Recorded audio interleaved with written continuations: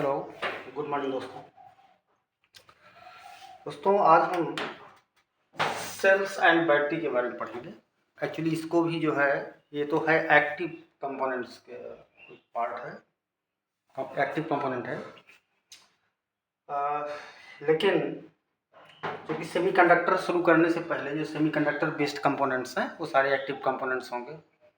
Diode, triode जो भी होगा आपका, उसमें ट्रांजिस्टर है, डायक है, ट्रायक है और मॉसफेट है। तो ये सब वो जो है वो एक्टिव में आता है और ये भी एक्टिव में है, क्योंकि ये जो है ऑलरेडी एक पावर सोर्स है। तो एक्टिव कंपोनेंट्स के लिए हमारा जो डिफाइन किया गया था वो यही था कि ऐसे कंपोनेंट जिसको ऑपरेट करने के लिए हमें पावर सोर्स की ज़रूरत पड़ती, जिसको भी ऑलरेडी इसमें पावर सोर्स है, तो ये भी एक्टिव कंपोनेंट्स में ही रख दिया गया है। ये भी एक्टिव है आपका, क्योंकि बहुत वाइडली यूज है, इसलिए मैंने सोचा कि इसको भी जो है अपना थोड़ा सा इस पर भी हम लोग ब्रीफ में पढ़ लें। बाकी बहुत डिटेल्स में हम लोग जो है इंटरमीडिएट में, बहुत बड़ा कोर्स है इसका, सारा उसमें ऑक्सीडेशन रिडक्शन ये सब पूरा उसमें समझाएंगे। अब ये हल्का सा ऐसे हम कैसे यूज इसको कर रहे हैं। अब सेल का तो देखे होंगे हर जगह लगभग यूज है। तो चलिए हम थोड़ा इस पर पहले बात कर लेते हैं, क्या चीज़ है सेल। तो सेल जो है आपका एक ऐसा डिवाइस है, एक ऐसा डिवाइस है जो कि केमिकल एनर्जी को, अब एनर्जी तो बहुत सारे, लाइट भी एनर्जी है, केमिकल एनर्जी, विंड एनर्जी, सारी एनर्जी है। ये सेल क्या करता है, ये केमिकल एनर्जी को कन्वर्ट करता है इलेक्ट्रिकल एनर्जी में। केमिकल एनर्जी को ये कन्वर्ट करता है इलेक्ट्रिकल में।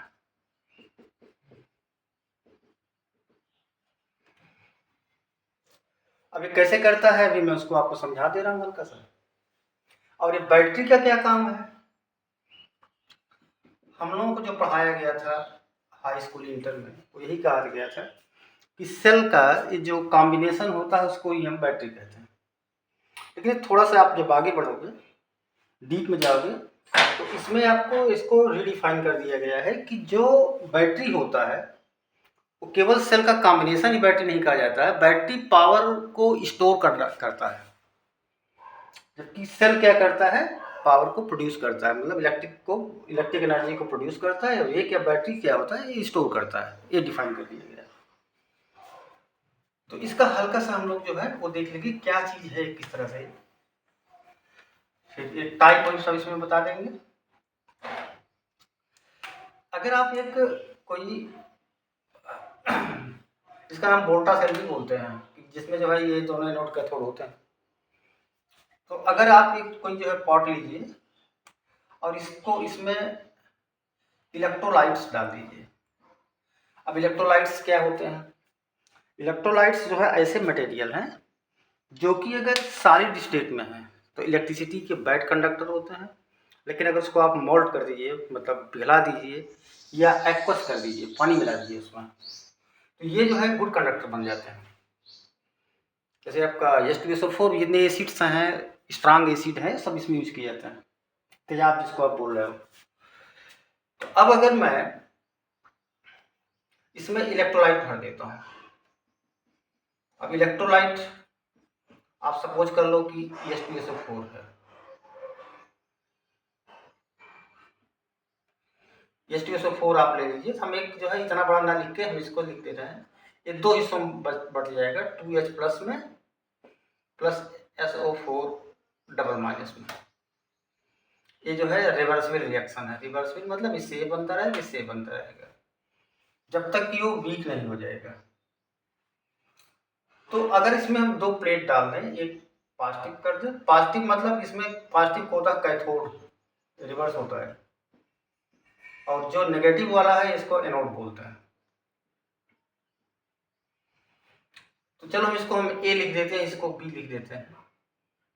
ये पॉजिटिव हो गया, नेगेटिव हो गया, मतलब ये पूरा आपका ए बी है। तो अब इसमें ऐसे बहुत सारे ए प्लस और बी माइनस में जो है कन्वर्ट हो जाएंगे। तो ये प्लस और बी माइनस, ये क्या होगा कि ए प्लस वाला जो है ये अट्रैक्ट हो जाएगा इधर की तरफ और बी माइनस वाला अट्रैक्ट हो जाएगा इधर की तरफ। अब अगर इसके पास एनर्जी है, अगर आप यहाँ पर एक कोई बल्ब लगा दिए, लोड दे दिए, तो ये जो है इसके थ्रू पास तब तक होता रहेगा जब तक कि ये रिएक्शन खत्म नहीं हो जाएगी। कुछ कंबाइन हो गए, फिर जो है उसमें वो ब्रेक हो जाएंगे आपस में। ये रिवर्सिबल रिएक्शन है, मतलब इससे ये बनेगा फिर इससे ये बनेगा, और तब तक बनता रहेगा जब तक कि जब इलेक्ट्रोलाइट एकदम वीक नहीं हो जाएगा। तो ये इसके थ्रू जो है नेगेटिव वाला, इसके थ्रू जो है जो पॉजिटिव वाला पोर्शन है इसके थ्रू यहाँ से गुजरेगा, और जो नेगेटिव वाला इसके थ्रू यहाँ से गुजरेगा, और आपको यहाँ पर एनर्जी मिलती रहेगी, करंट यहाँ फ्लो होता रहेगा। अब I²RT जानते हो आप, ये इसमें एनर्जी आपको मिलती रहेगी। अब इसमें दो चीज़ें बड़ी इंपॉर्टेंट है। एक तो पहला क्या है कि ये जो हमारे आयंस हैं, इसको आयंस बोलेंगे ना, पॉजिटिव नेगेटिव जो चार्ज एटम्स हैं, तो ये जो है क्या होगा कि ये बी वाला जब इधर आ रहा है, इसके रास्ते में भी एक रेजिस्टेंस है छोटा सा, और ये इधर जा रहा है, तो इसके भी रास्ते में एक रेजिस्टेंस है। तो ये जो इनसाइड सेल जो रेजिस्टेंस होता है, इसको बोलते हैं हम इंटरनल रेजिस्टेंस। इसको मैं एक बार बता चुका हूं। तो इंटरनल रेजिस्टेंस को हम स्मॉल आर से लिखते हैं। तो इंटरनल रेजिस्टेंस कोई पूछता है कि क्या है, तो internal resistance is the resistance which is inside the cell. और अगर जो आउटसाइड हमने सेल लगा रखा है, जो रेजिस्टेंस हमने लोड दे रखा है, इसको लोड बोलते हैं, या कैपिटल आर रेजिस्टेंस ही को बोल देते हैं, रजिस्टर है। तो ये दो चीजें बड़ी इंपॉर्टेंट है। इसमें जो करंट का फ्लो होता है दोनों से होता है, ए प्लस से भी, बी माइनस से भी। अब आप अगर एक कभी आप देखोगे आप विजुअल के, तो हमेशा इलेक्ट्रॉन के मूवमेंट का अपोजिट माना जाता है करंट की डायरेक्शन। तो ये इसी पॉजिटिव से लिया गया, हम पॉजिटिव को ही देखते हैं कि पॉजिटिव किधर जा रहा है। तो अब ये वाला है नेगेटिव पोर्शन, ये इधर की तरफ मूवमेंट कर रहा है, बी माइनस का। पॉजिटिव वाला इधर की तरफ मूवमेंट कर रहा है। तो करंट का फ्लो जो है ये पॉजिटिव टू नेगेटिव होगा, मतलब ये पॉजिटिव जो हमारा आयंस है उसका डायरेक्शन होगा। ये ट्रेडिशनली मान लिया गया है ऐसा। तो ये हो गया इसका। अब ये इंटरनल रेजिस्टेंस ये अलग अलग हुआ करते हैं सब बैटरीज के, जो इसमें इलेक्ट्रोलाइट भरा है इस पर डिपेंड करता है।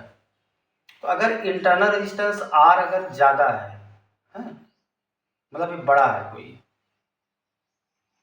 जैसे 10 ओम 15 ओम है, और ये छोटा भी हो सकता है। तो अगर ये बड़ा है, ग्रेटर है, ग्रेटर वैल्यू है इसकी, तो हम इसको जोड़ते हैं सीरीज में।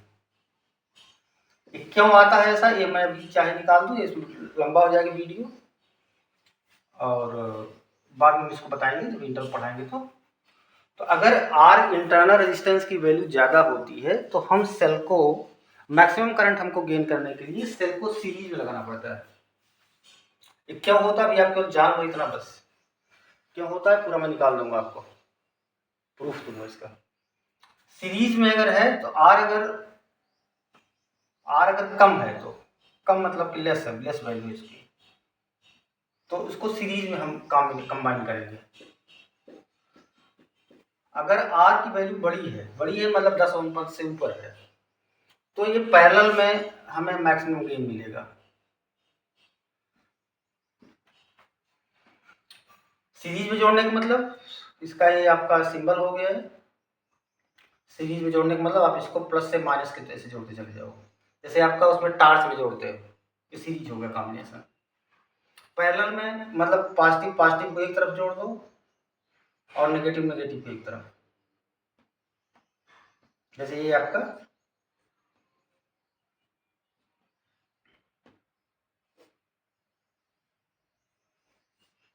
यहाँ हमने दे दिया, बल्ब कुछ लगा दिया, रेजिस्टेंस लगा दिया, तो करंट का फ्लो इधर पॉजिटिव टू नेगेटिव फ्लो होगा। इसमें भी करंट का फ्लो, इसमें मान लीजिए हमने यहाँ पर लगा दिया रेजिस्टेंस, तो अब जो है करंट ऐसे फ्लो होगा। Positive to negative. तो ये तो हो गया कि हमारा अगर सीरीज में है तो आर की वैल्यू लेस है, आर लेस है, और पैरेलल में आर की वैल्यू ज़्यादा है, मतलब मोर अगर होगा 10 ओम से ऊपर और 10 ओम से कम है तो सीरीज में लगाने का फायदा है, इनको ज़्यादा करंट मिलेगा। तीसरी चीज़ अगर ये है इसमें कि अगर हम मिक्स कॉम्बिनेशन भी करते हैं, मतलब इसमें आप है ना कहीं प्लस से माइनस जोड़ते चले जाओ, सब जगह ही होगा, वो डिपेंड करता है इसकी इंटरनल रेजिस्टेंस की वैल्यू क्या है। अगर हमें जो एक्सटर्नल लोड है, मतलब यहाँ ऊपर वाला, अगर इसके पूरे सेल के बराबर हो जाए इंटरनल रेजिस्टेंस के, तो मैक्सिमम पावर ट्रांसफर होगा। इसका नाम मैक्सिमम पावर ट्रांसफर थ्योरम भी कहते हैं। मतलब ये मिक्स कॉम्बिनेशन कब करेंगे, मिक्स कॉम्बिनेशन करने के लिए हमें क्या होना चाहिए, एक्सटर्नल लोड मतलब R, capital R should be equal to small R, total small R, मतलब टोटल कॉम्बिनेशन का ये चीज़ बड़े इंपॉर्टेंट है। इसी का नाम है मैक्सिमम पावर ट्रांसफर थ्योरम, वो मैं दिखाऊंगा आपको।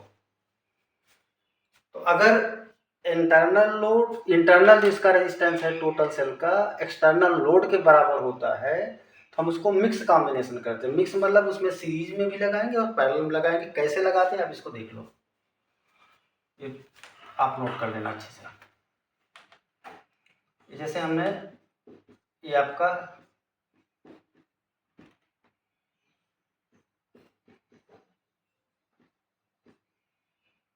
चलो हमारे पास मालूम 9 सेल थे तो हमने इसको क्या किया, मिक्स कॉम्बिनेशन दिया।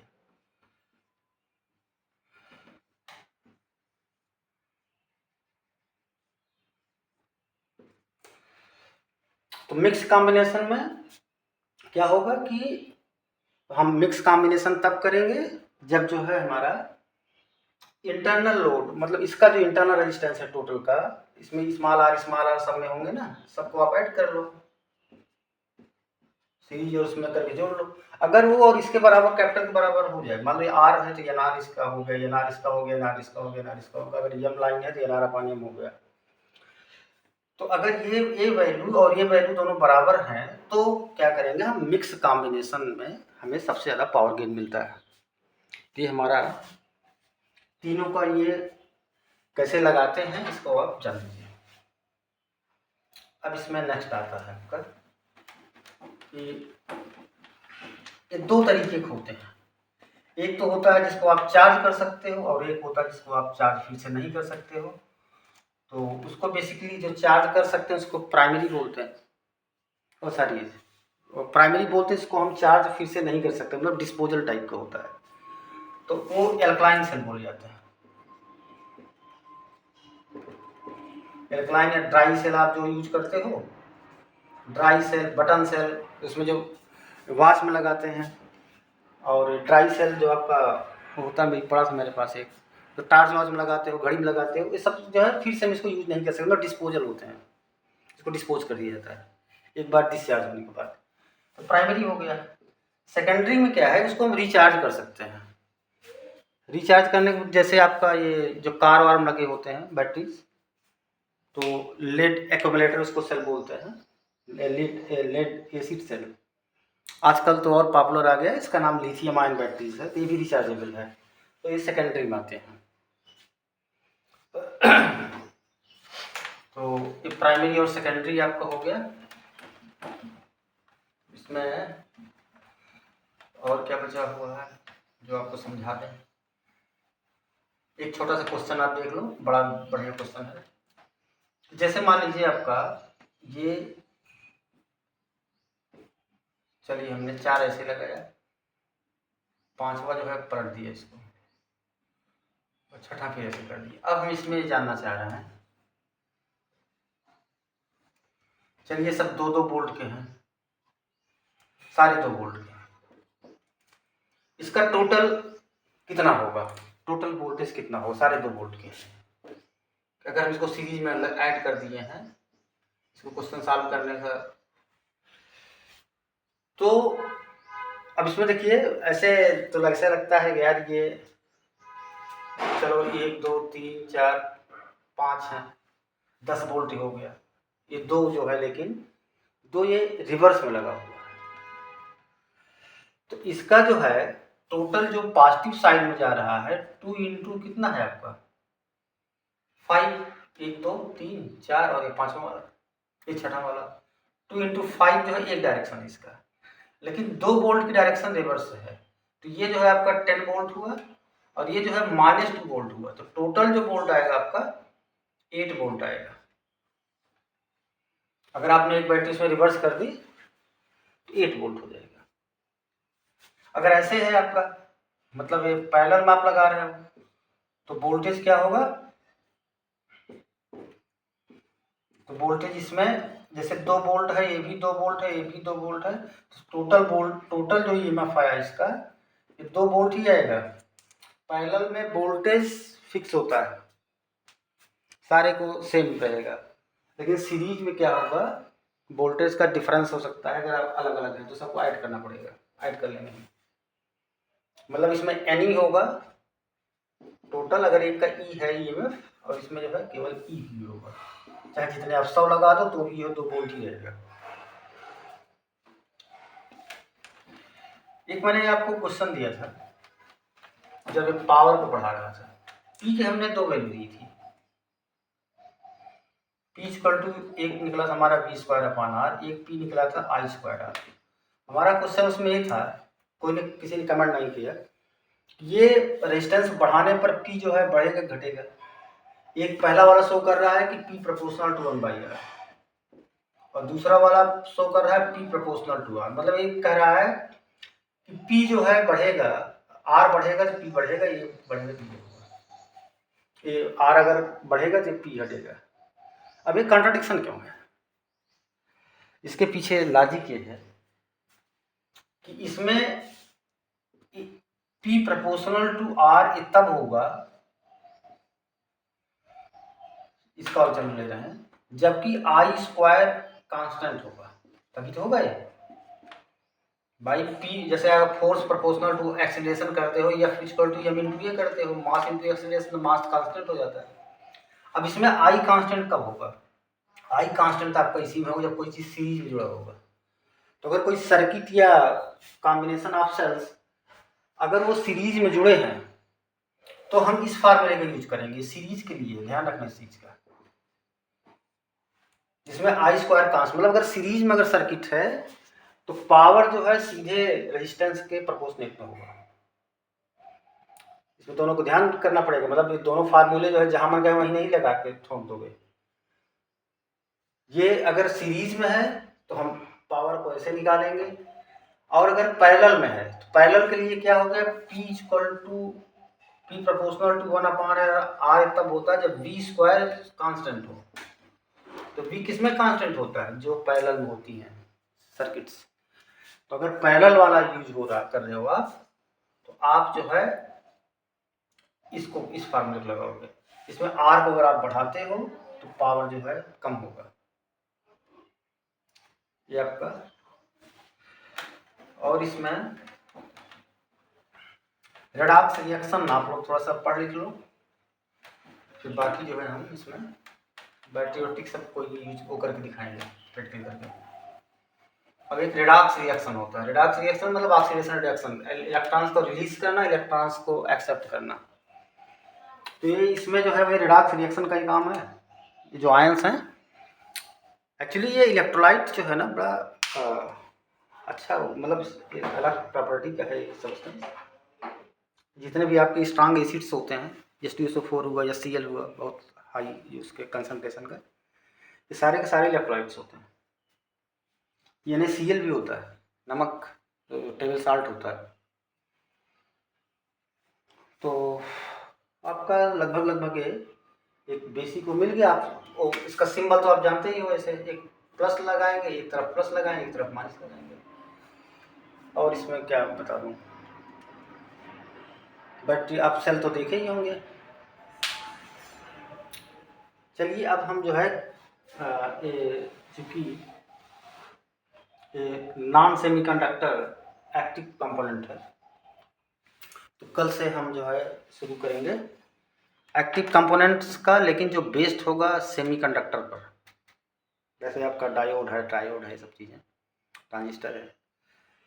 तो उसको सीधे कंपोनेंट पे आने के पहले मैं चाहता हूँ कि आपको थोड़ा सेमीकंडक्टर के बारे में एक क्लास हो जाए, थोड़ा बड़ा क्लास होगा, मतलब लगभग आधे घंटे से ऊपर का रहेगा, जिससे आपको जो है ना पूरा उस समझ में आ जाए कि कैसे हम इसको सेमीकंडक्टर जो हमारे मटेरियल्स हैं, उसके कंपोनेंट्स जो हैं, डायोड है, ट्रायोड, जो भी आप लेते हो, उसकी कैसे टेस्टिंग करोगे, कैसे वर्क करते हैं वो, कैसे उसको बायसिंग करेंगे, फॉरवर्ड बायसिंग कब करेंगे, कब रिवर्स बायसिंग करेंगे, उससे हम कैसे लॉजिक गेट्स बना सकते हैं, कैसे और सर्किट में डाल सकते हैं उसको। तो इन सब पर हम थोड़ा सा बात करेंगे। एक हफ्ते में, अगले हफ्ते में ख़त्म हो जाएगा कंपोनेंट्स पर, फिर हम आ जाएंगे टेक्नोलॉजी पर कि टेक्नोलॉजी मतलब कि थ्योरी, जैसे कैसे हम रेडियो सिस्टम है तो किस तरह से वर्क करता है, उससे रिलेटेड जो भी आपके टर्म्स होंगे उसको क्लियर करने की कोशिश करूँगा, जो हमको आता जाता है थोड़ा बहुत। ठीक है, हमारे ख्याल से कुछ छूटा होगा तो आप कमेंट कर दीजिएगा, मैं उसको फिर से उसमें देख लूँगा। Thank you.